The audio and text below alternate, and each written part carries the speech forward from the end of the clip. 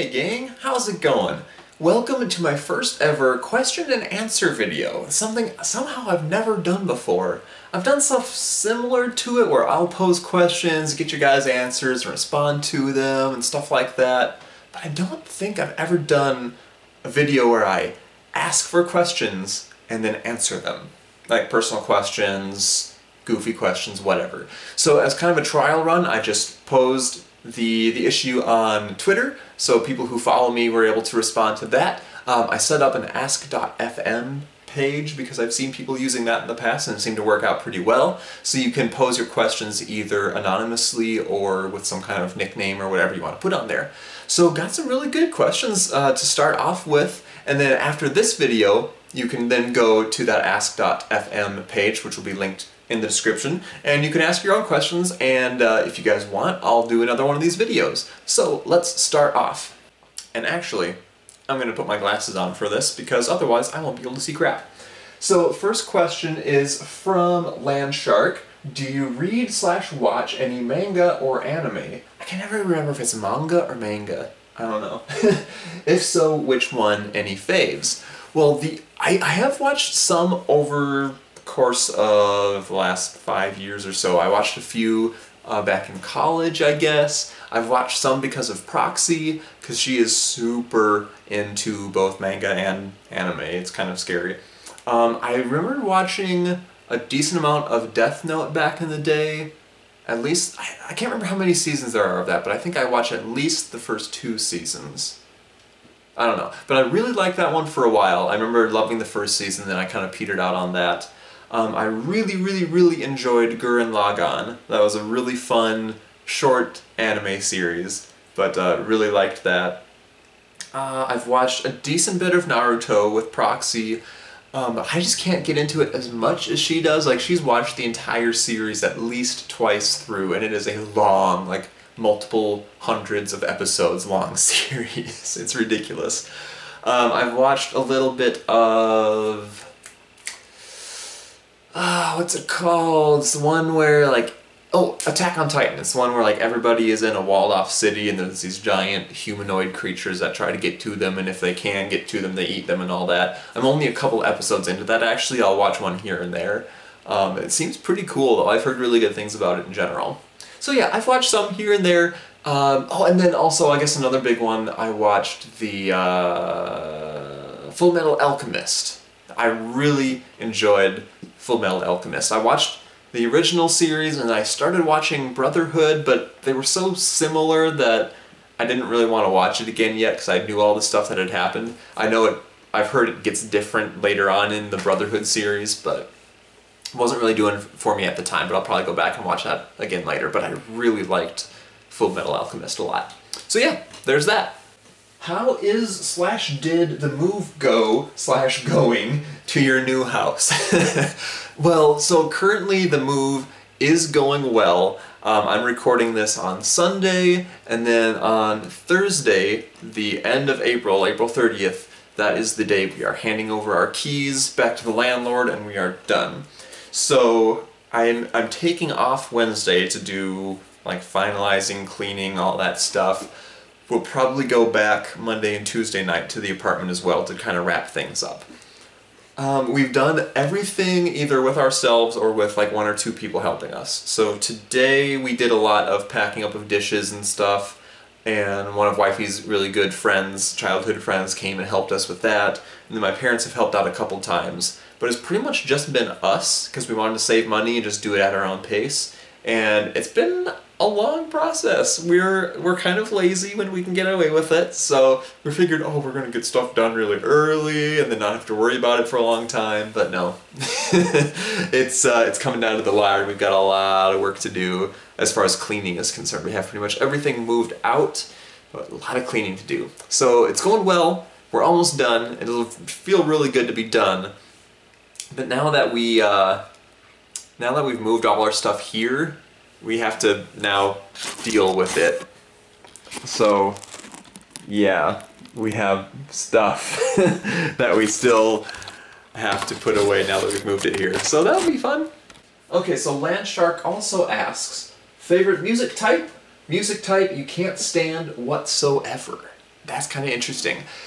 I have weird music tastes, not like hipster weird, but just kind of all over the place. So I've really loved metal for a long time. Heavy metal, progressive metal, hardcore metal, some death metal, but not a ton. Mostly progressive metal though, like Dream Theater is a really popular, as far as progressive metal gets. Dream Theater is probably one of the most popular bands that plays that style of music. And then Between the Buried and Me is a band I love. They're kind of on the heavier side of progressive metal, but man, they're awesome. So that's been kind of a long time love. And more recently, jazz. I really enjoy just kind of listening to jazz. I'm not a connoisseur of it by any means. I don't know many great jazz musicians by name or anything, or have many favorite bands. But I just like tuning in on the radio as I'm driving and listening to jazz. And then oldies, classic rock, 50s, 60s, 70s pop, oldies stuff. My dad had me kind of grow up listening to that. Cool 108 was the radio station we'd always listen to in the car, and that stuff has just stuck with me, and I still love it to this day. I collect a lot of old vinyl LPs, old records, because I have a couple record players, and I like listening to that old stuff. Like, they call it classic for a reason, because it's been around for decades now. I mean, some of the stuff, like 50, 60 years, and people still love it, and still really good music, so I still enjoy it a lot. I'm kind of an old soul as far as those music tastes are concerned. As far as music I can't stand at all, I don't know. Like, I don't like current music very much in general, like current pop music, Miley Cyrus's and Katy Perry's and stuff. Every once in a while there will be a song that I dig, like Katy Perry's Black Horse, for some reason I find pretty cool. I don't even know like a lot of the titles to these songs, but the Why You Gotta Be So Rude song is really groovy. But in general, I don't really like pop music today. I don't think the music itself is very interesting or well orchestrated. The music, like the singers may be perfectly good, but the underlying music isn't very talent-based or anything. Like, a lot of it's electronic or dubbed in or something. Like, I don't know, those are back in my day. I'm sounding like a cranky old man right now. And then country music in general I don't care for. Again, there are exceptions. So take the Eagles. They're a classic rock band, but they can be very country at times, but I love their stuff a lot. Seven Bridges Road. You guys should look that up. That is a beautiful song, and it sounds amazing. And I would say it's very country, or at least bluegrassy almost. So yeah, there are exceptions, but current pop music and then country are definitely my least favorite genres. That was a very long answer to a short question. Okay, so Render asks, will you do an LP of Vinyl Fantasy? I know you have played this a long time ago. Maybe you've forgotten enough that you can LP it. I would love to see you play that map. That would be a lot of fun. That was probably one of the first CTM maps I ever played after I, started picking up Minecraft in general.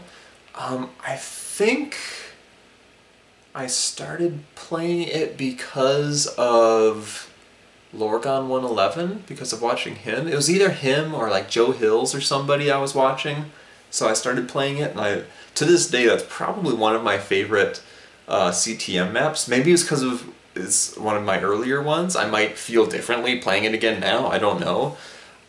Maybe. I've been doing a lot of CTM Minecraft recently, so I may not do it for a while still, but I would consider playing that again, because it is a great map and I really liked it, and 3.2 is pretty cool in general. Cater asks, who is your favorite person and why is it Cater? You know what, you can't quantify why. There's no reason. You just are Cater. You just are. Landshark also asks, do you play any of the Smash Bros? If so, fave character, least fave. I don't know if I've ever played any Smash Brothers game at all. So random thing, I really enjoy League of Legends. I watch the professional scene, the LCS. One of my favorite teams from North America, TSM, just added some new player to their roster. I don't even know what position he's going to play in the game, but they were saying his background is he was a professional Smash Brothers player, and apparently really good at it. Like, they were showing clips of stuff he was pulling off, and it meant nothing to me, because I have no idea. But anyway, TSM has a pro Smash Brothers player now, the more you know. But no, never played it. My favorite character... Link? How weird are we allowed to get in these questions? As weird as you want, as long as it's kid-friendly. We'll put it that way. You are now a final boss in a game. What is your boss music?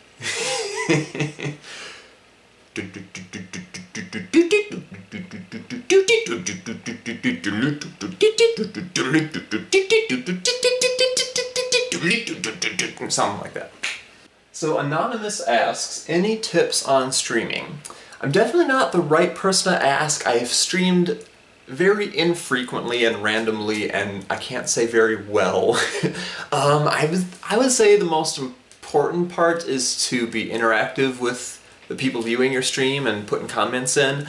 I know for like big time streamers, there's just a total plethora of comments coming through, and I would guess 99% of them aren't worth responding to because it's just people trying to get noticed.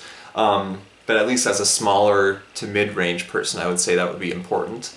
And I guess good quality overlays. It's not something I use a lot of. Like, Proxy's come up with some really cool stuff for me to use, like a simple bar up along the top,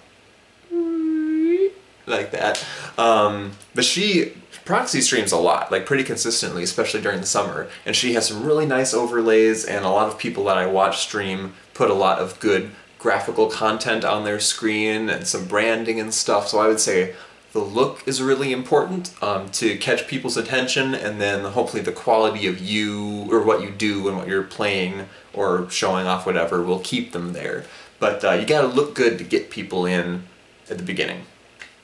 Other than that, what I have heard from other people is that consistency is important. If you want to make streaming a thing for yourself, then try to come up with some kind of schedule so that people can know when to expect you'll be online, when you'll be live, and then more people will more likely show up if they know when it's going to be. A really good person to ask those kind of questions would be Honey. Honey's been streaming for a living for 2-3 years now, something like that. And I think she does it every night, or at least 6 nights a week. So go ask Honey. Anonymous asks, if you could do one thing to make Proxy less derpy, what would you do? I don't know what I could do. I mean, how do you make the Queen Derp less derpy? It can't be done. Anonymous asks, can you speak any Swedish? If I had to guess, this is Madman, because I believe Madman is the only one I know who's in Sweden. I don't think he's originally Swedish. I feel like he told me he was Danish or something like that.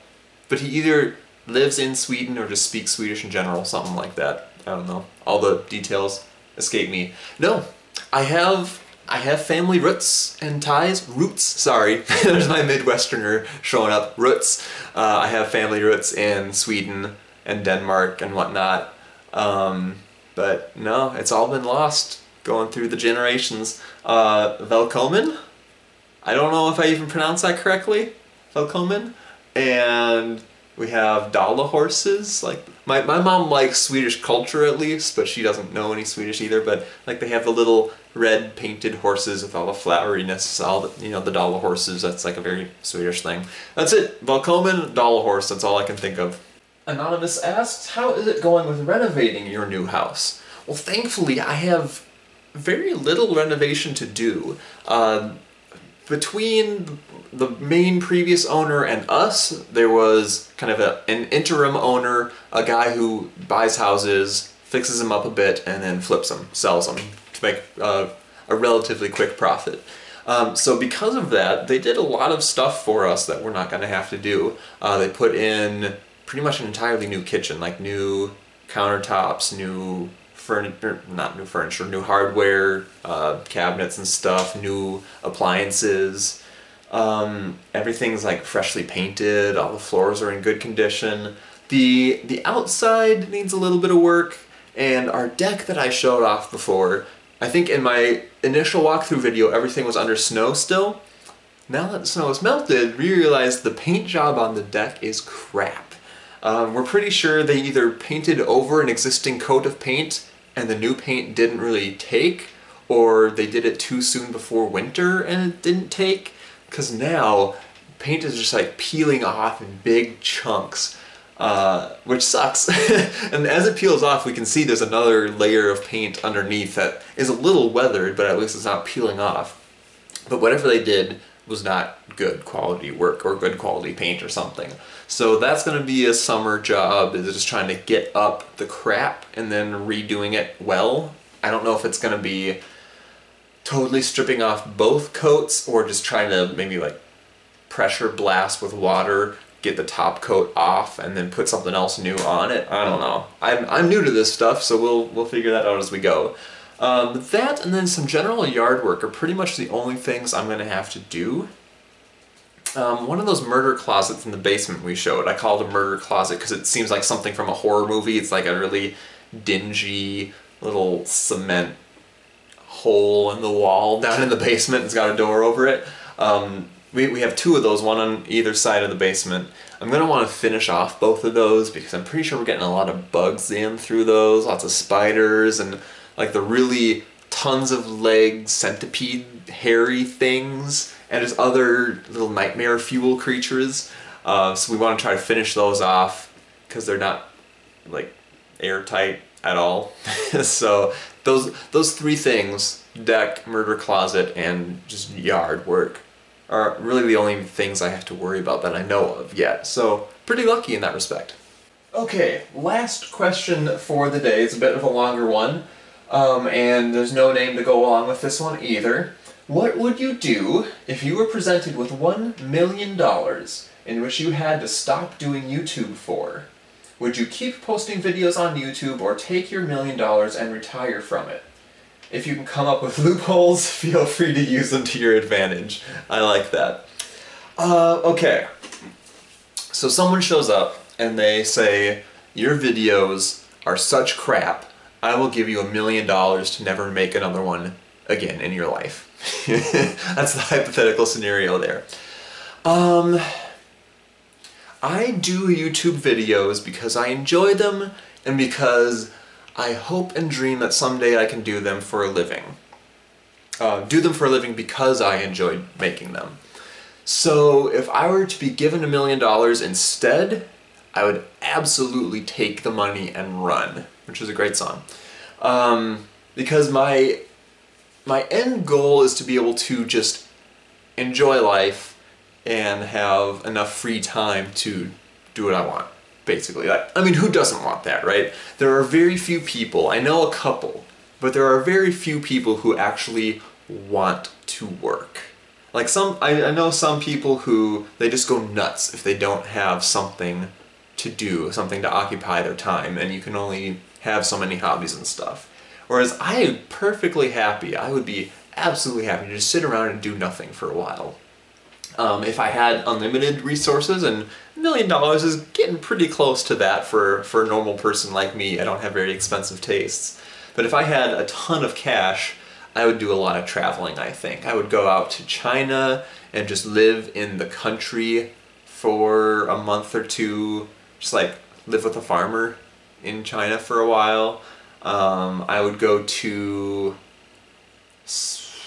back to Belize. I'm sure I've talked about this in the past. Oh yeah, I know I have on the channel. About this time last year, wifey and I vacationed in Belize for about 2 weeks in kind of South Central America.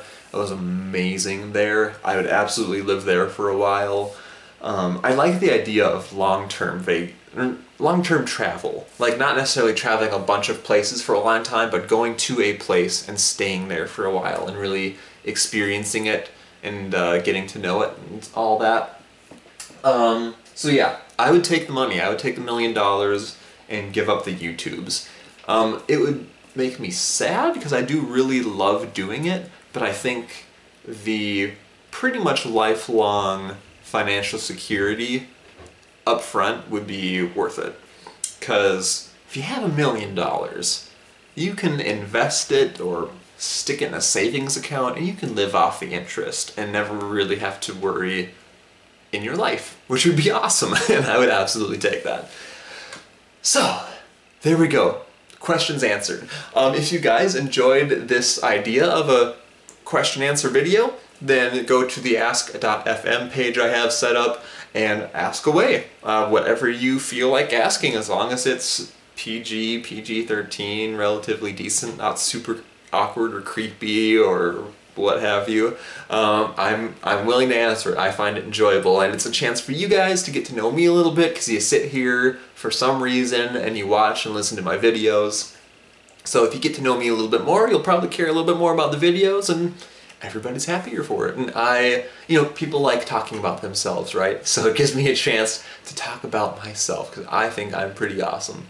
No, I really don't. But anyway, so feel free to ask your questions, and I'll be more than happy to answer them. So I hope you guys enjoyed. Thank you very much for watching, and I will see you again next time, possibly, for another question and answer video.